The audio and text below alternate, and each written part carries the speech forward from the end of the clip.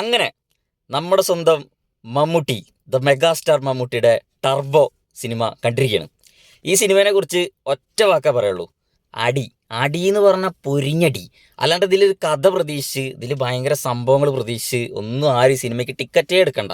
അടി കാണണം full time. അതായത് പടത്തിൻ്റെ റണ്ണിങ് ടൈം മൊത്തം നമ്മളിങ്ങനെ ചാലകം വരങ്ങും അടി, പറത്തിയടി, തിരിച്ചടി, പിന്നെ വെടിവെച്ചാൽ കൊള്ളാത്ത നായകൻ, അങ്ങനത്തെ പരിപാടിയൊക്കെ തന്നെയാണ്.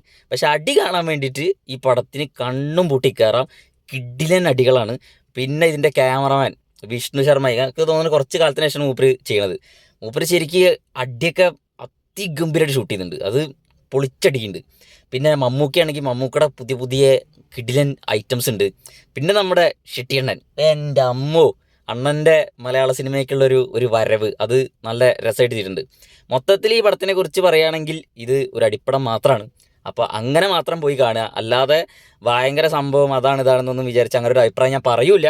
പക്ഷേ നിങ്ങളൊരു ആക്ഷൻ ഫാനാണ്, നിങ്ങൾക്ക് ആക്ഷൻ സിനിമകൾ ഇഷ്ടമാണെങ്കിൽ കണ്ണും പൂട്ടി കയറാൻ പറ്റുന്ന ഒരു സിനിമയാണ്. പിന്നെ ക്രിസ്റ്റോ സാവിയറിൻ്റെ ആസ് യൂഷ്വൽ പരിപാടി, മൂപ്പരൊരു DJ മിക്സിംഗ് പരിപാടി പോലത്തെ ഒരു മിക്സിംഗ് പരിപാടി, അതാണ് ഇതിൽ BGM പിടിച്ചിട്ടുള്ളത്.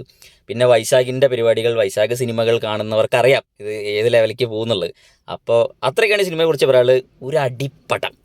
പിന്നൊന്ന് പറയാനുള്ളത്, മമ്മൂക്കയ്ക്ക് ഭ്രാന്താണ്. മമ്മൂക്കത് എന്താണ് ഈ കാണിക്കുന്നത്? എല്ലാ തരം പടങ്ങളും ഇങ്ങനെ ചെയ്തുകൊണ്ടിരിക്കുന്നു.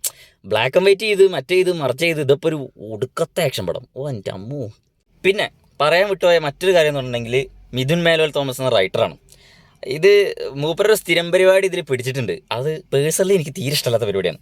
അപ്പോൾ അതെന്താണെന്നുണ്ടെങ്കിൽ അത് തിയേറ്ററിൽ പോയി കാണുക. കാരണം ഞങ്ങളിത് താങ്കാർഡിൽ ഒരു പേര് കണ്ടപ്പോൾ ഞങ്ങളത് ഇപ്പം നടക്കും, ഇപ്പം വരും എന്ന് ആലോചിച്ചിരുന്നിരുന്നു. അത് പക്ഷേ ക്ലൈമാക്സിൽ നടന്നു. അത് നമുക്ക് വലിയ താല്പര്യമില്ലാത്ത പരിപാടിയാണ്. അപ്പോൾ എന്തായാലും ആ പരിപാടി കൊള്ളായിരുന്നു. തിയേറ്ററിൽ ഒരു ഓളം ഉണ്ടാക്കാൻ വേണ്ടിയിട്ട് ആ സാധനം നല്ലതായിരുന്നു. പിന്നെ നമ്മളൊരു 2 മിനിറ്റ് കഴിഞ്ഞിട്ട് ഇത് മിഥുൻ മേനോൻ തോമസ് എഴുതിയതാണല്ലോ എന്നുള്ളതുകൊണ്ട് നമ്മൾ പ്രതീക്ഷയൊക്കെ അങ്ങോട്ട് കളഞ്ഞിട്ടാണ് തിയേറ്ററിൽ നിന്ന് ഇറങ്ങിയത്.